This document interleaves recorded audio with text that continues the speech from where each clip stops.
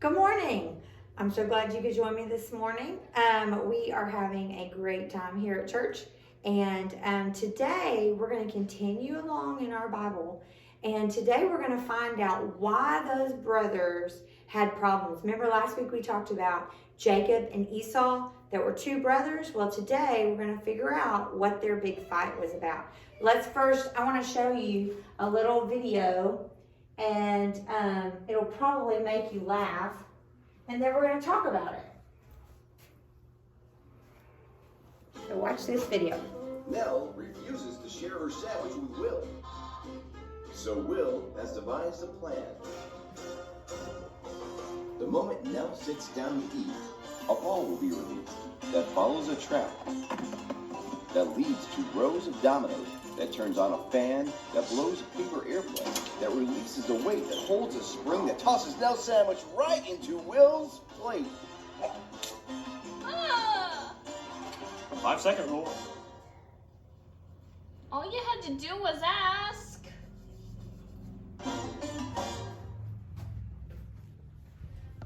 Okay, so all he had to do was ask, and she would have given him her sandwich.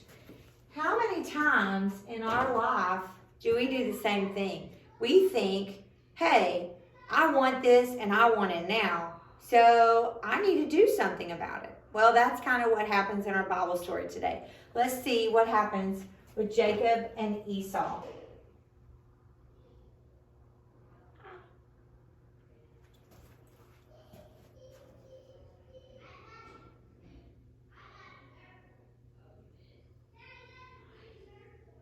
You can see the title of it says, The Stolen Blessing. Somebody's going to steal something in our story today.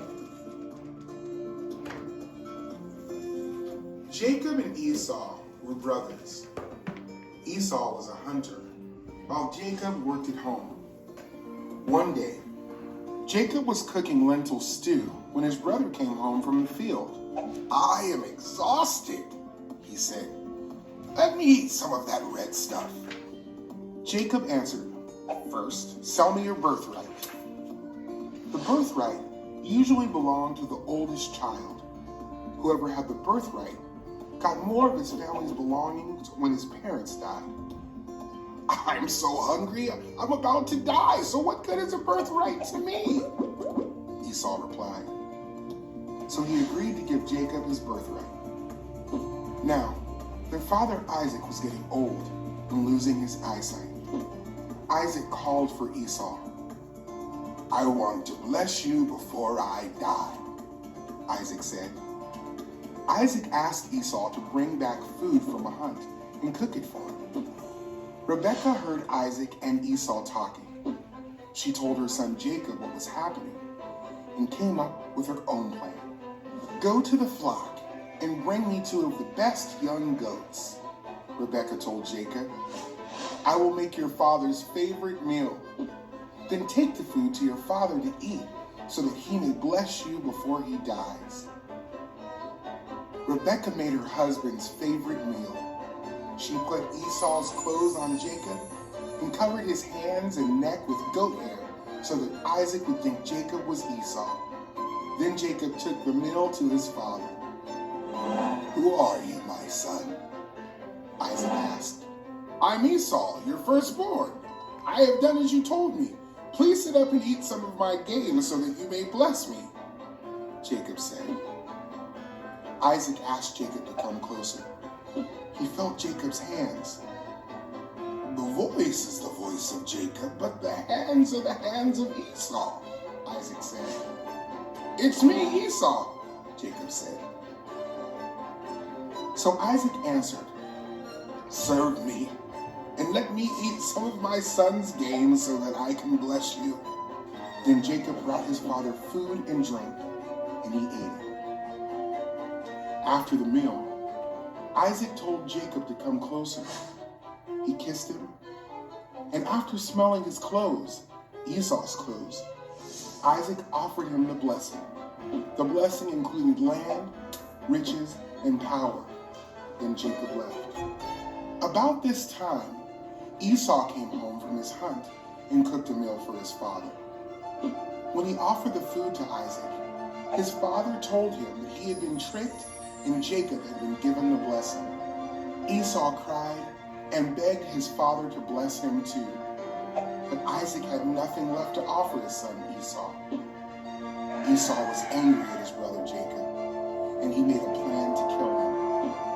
But Rebekah sent Jacob away to her brother's house, where he would be safe until Esau calmed down. Jesus is the firstborn over all creation. When Jesus hung on the cross, he gave up his blessing for us. Jesus took the punishment we deserve so that the Father would give us the blessing he deserves.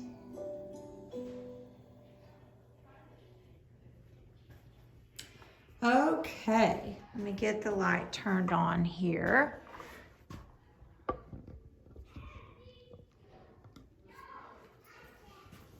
All right, so you've got two brothers, Jacob and Esau. Remember, their dad was Isaac, their mom was Rebekah. And like I told you last week, God had already told Rebekah when those babies were in her belly that one of them, even though he was the younger, Jacob was going to be the greater one than Esau.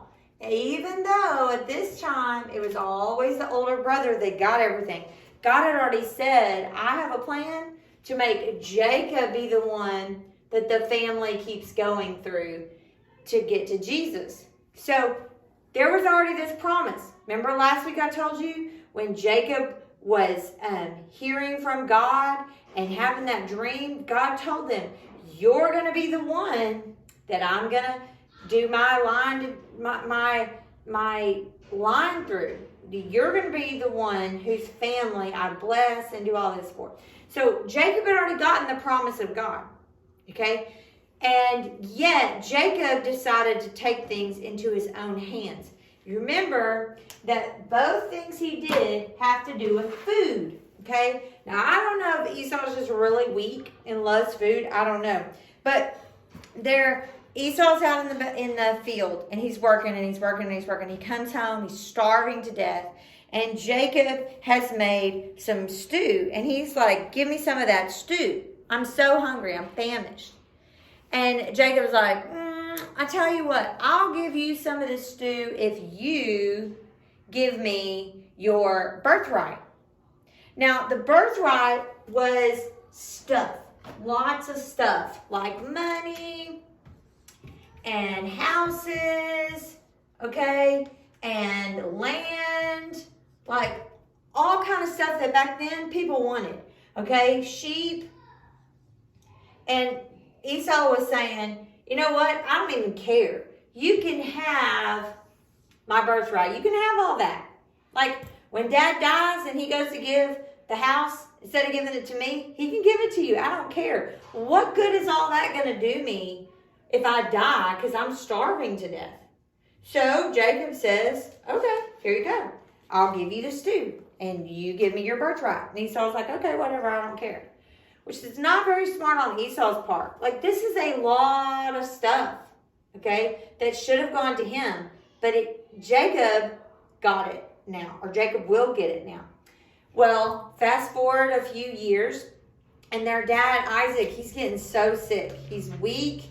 And he's sick, and he's, I don't know, here he is right here. But he's getting to where he can't see anymore. He's getting blind, okay? So when people came to him, he listened to try to figure out who was it. He could listen by their voice. He could listen by you know, how they sounded. He could feel, you know, their skin. He could touch their hair. Like, that's how he knew who he was talking to. Well, Jacob was out working. Esau was out working. And Isaac, the dad, says to his son Esau, go and get some game, bring it back, make me a meal, and I'm going to give you my blessing.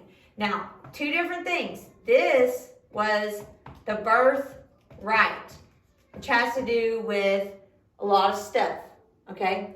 But now Dad wants to give Esau the blessing because he's the oldest son. Okay? Well, Rebecca, the mom, she overhears. And she says, oh, Jacob, you go get me some goats and bring it here. And I'm going to fix your dad's favorite meal.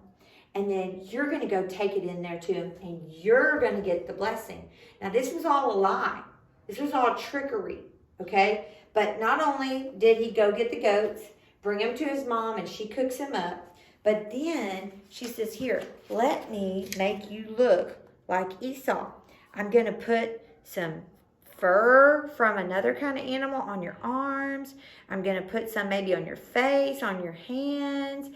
And we're going to put Esau's clothes on you so you smell just like Esau.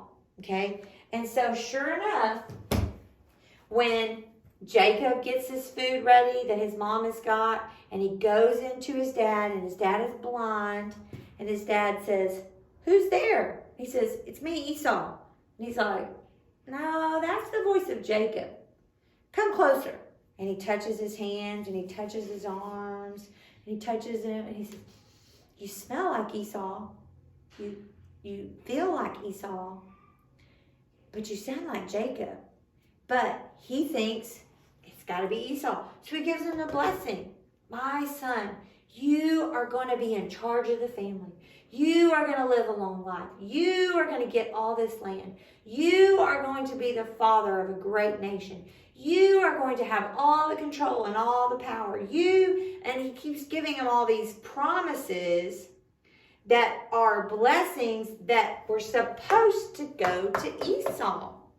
Okay? Well, then Esau comes in from the field, makes his game, gets it all prepared, and then here he's got his food in a big pot, just like Jacob did, and he goes and takes it to his dad, and his dad says, who is this?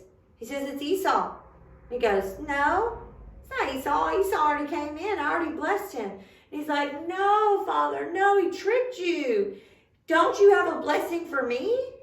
And Isaac is like, no, son, I already gave the blessing to Jacob. Now, think about it like this, okay? Let's pretend that it's your birthday, okay?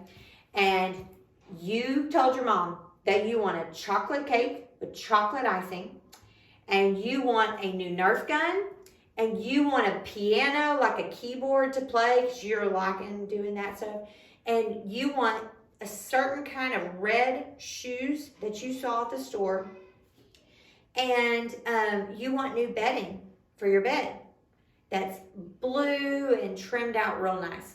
And you wake up on your birthday morning, and you go downstairs, and your brother is opening up your presents. And you're like, Mom, what happened? And she says, I'm so sorry. I forgot it was your birthday. And I went ahead and let him start opening the presents. And now that he's already opening them, I'm thinking I should just give them to him because it would make him feel bad. Oh my goodness. You would be so mad at your brother. You'd be so mad at your mom that he tricked you. He tricked you out of your birthday gifts. Just like we watched with the sandwich. That boy wanted the sandwich, and he came up with this elaborate plan, to get this sandwich. And the girl was like, if you would have just asked me, I would have given you the sandwich. Well, God had already promised Jacob, you are going to be the one. You are going to get the power. You are going to get all the blessings. You're going to get all that. God was going to make sure of it. But no, Jacob tricked his brother out of his stuff. And now there is a big battle between these two guys. Jacob has to leave his home. He has to leave his mom. He has to leave his dad. He has to leave all his friends, all his family, all his stuff, and he has to go. Remember last week we talked about he started heading out towards his uncle's house. He's going to have to go. And now he's got this big war on his hands that is a big problem. Okay? He should have waited. He should have let God bring him what God wanted to bring him when God wanted to bring it to him. Okay? We do the same thing. We think, I want new AirPods, or I want a new video game, or I want a new pencil, or I want a new purse. And instead of waiting, sometimes we try to take somebody else's stuff, or we try to trick our parents into saying, well, I've done all my homework. I've done all of this. I cleaned my room. And really, we didn't. We didn't do those things. We tried to trick them.